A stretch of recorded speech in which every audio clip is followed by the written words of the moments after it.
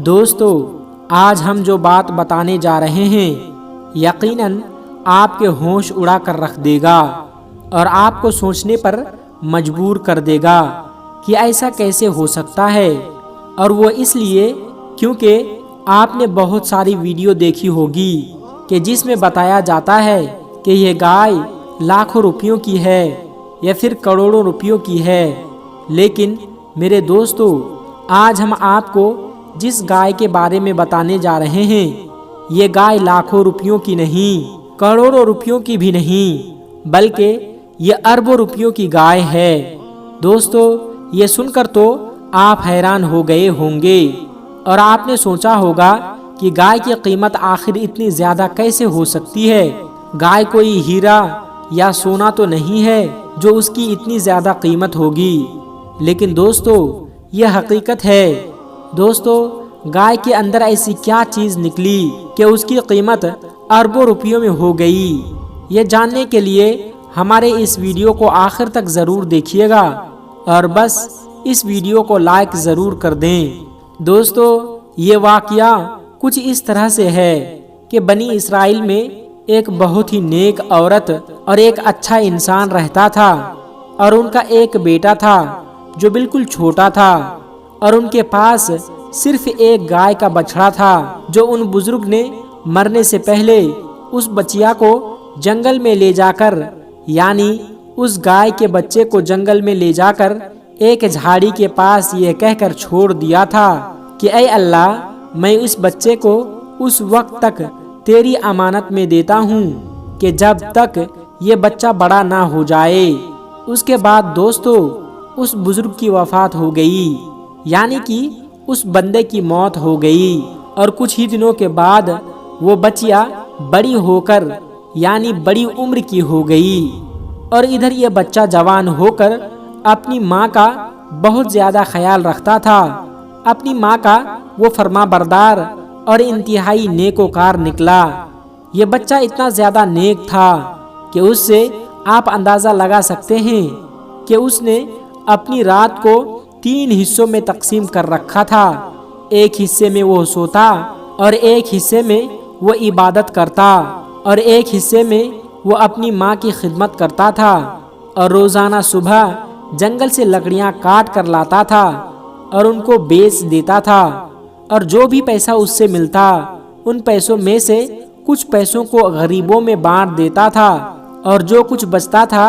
وہ اپنے اوپر خرچ کرتا تھا، اور پھر اس کے بعد جو بھی پیسے ہوتے تھے اور وہ سارے کے سارے پیسے اپنے ماں کو دے دیتا تھا۔ ایک دن لڑکے کی ماں نے کہا کہ میرے پیارے بیٹے،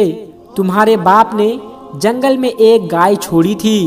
جس کو انہوں نے جھاڑیوں کے پاس جنگل میں اللہ کی امانت میں سونپ دیا تھا۔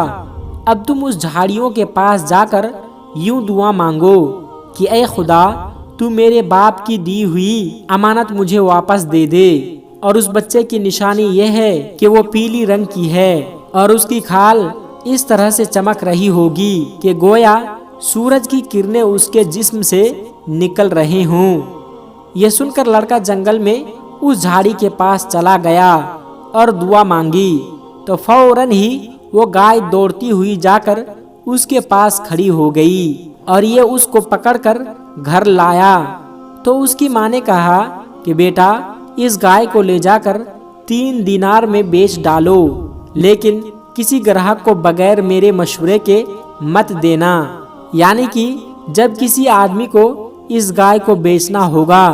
تو اس آدمی کے بارے میں مجھے بتا دینا کہ میں اس آدمی کے پاس اس گائے کو بیچ رہا ہوں۔ ان دنوں بازار میں گائے کی قیمت 3 دینار ہی تھی۔ بازار میں ایک گراہک آیا اور حقیقتاً وہ ایک فرشتہ تھا۔ اس نے کہا کہ گائے کی قیمت 3 دینار ہے، لیکن میں تمہیں اس سے زیادہ دوں گا مگر تم اپنی ماں سے مشورہ کیے بغیر ہی میرے ہاتھ میں اس گائے کو بیچ ڈالو۔ لڑکے نے کہا کہ تم چاہے جتنی بھی زیادہ قیمت دے دو، مگر میں اپنی ماں سے مشورہ کیے بغیر ہرگز اس گائے کو نہیں بیچوں گا۔ پھر لڑکے نے گھر آ کر سارا ماجرا اپنی ماں کو سنا ڈالا، تو ماں نے کہا کہ شاید یہ گراہک کوئی فرشتہ ہوگا، اسی لیے میرے بیٹے تم اس سے مشورہ کرو کہ گائے کو ابھی بیچے یا نہ بیچے۔ چنانچہ اس لڑکے نے بازار میں اس گراہک سے مشورہ کیا تو اس نے کہا کہ ابھی تم اس گائے کو مت بیچو،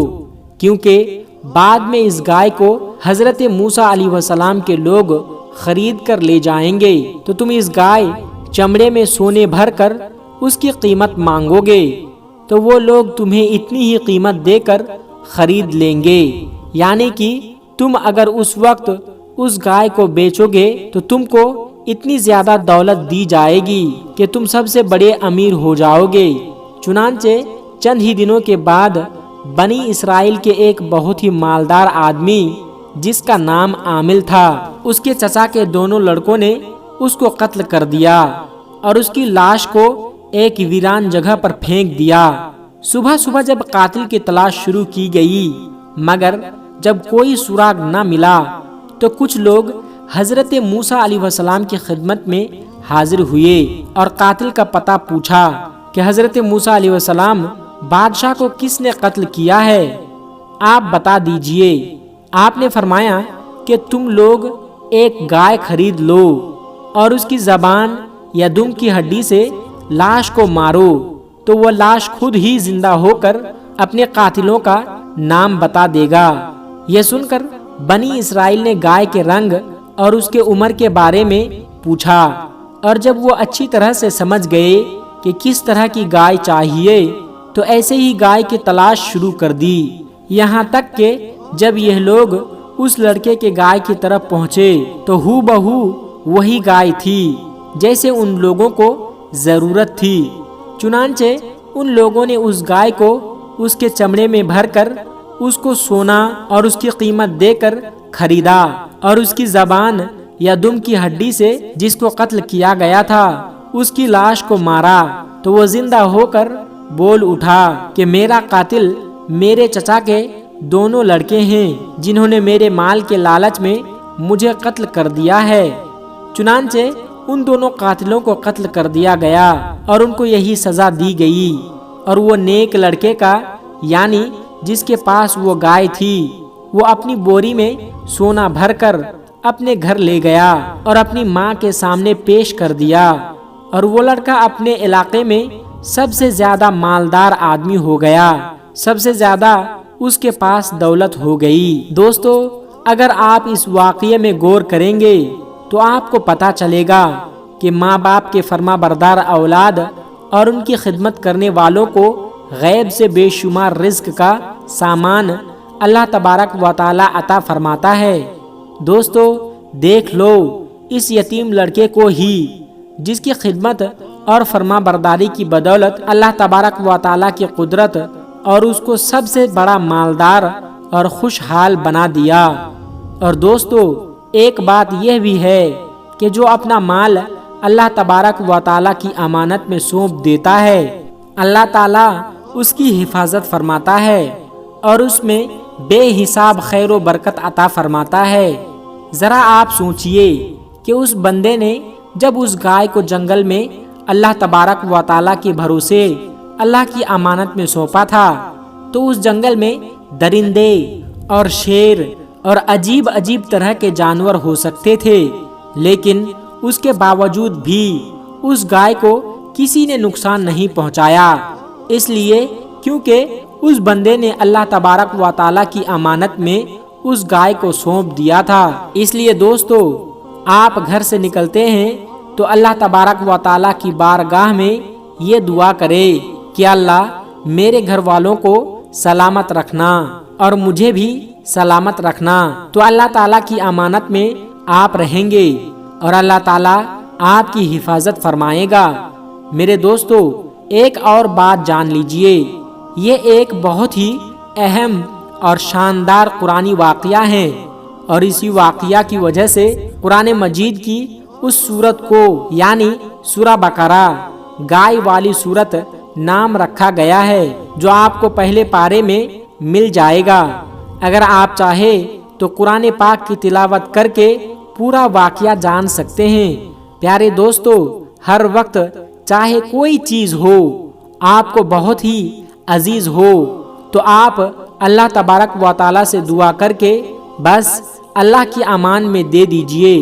بے شک اللہ تبارک و تعالیٰ اس کی حفاظت فرمائے گا۔ اور یاد رکھیے، جسے اللہ تبارک و تعالیٰ دولت دیتا ہے تو اس کو آزماتا بھی ہے کہ وہ شخص دی ہوئی دولت کو کہاں استعمال کرتا ہے، اور کیا تکبر کو اپنا لیتا ہے، اور کیا غریبوں کو اپنے سے کمتر سمجھتا ہے۔ اللہ پاک اپنے طریقے سے آزماتا ہے، اللہ تبارک و تعالیٰ بہتر جانتا ہے۔ اللہ تعالیٰ سے دعا ہے کہ ہم سب مسلمانوں کو کہنے سننے سے زیادہ عمل کرنے کی توفیق عطا فرمائیں۔ دوستو، امید کرتے ہیں کہ آج کی یہ ویڈیو اچھی لگی ہوگی۔ اگر آپ کو یہ ویڈیو اچھی لگی ہو تو اس ویڈیو کو ایک لائک کر کے اپنے قریبی دوستوں میں ضرور شیئر کیجیے گا، اور ایسی ہی پیاری پیاری ویڈیو کے لیے ہمارے چینل کو سبسکرائب ضرور کر لیجیے گا۔ السلام علیکم ورحمۃ اللہ وبرکاتہ۔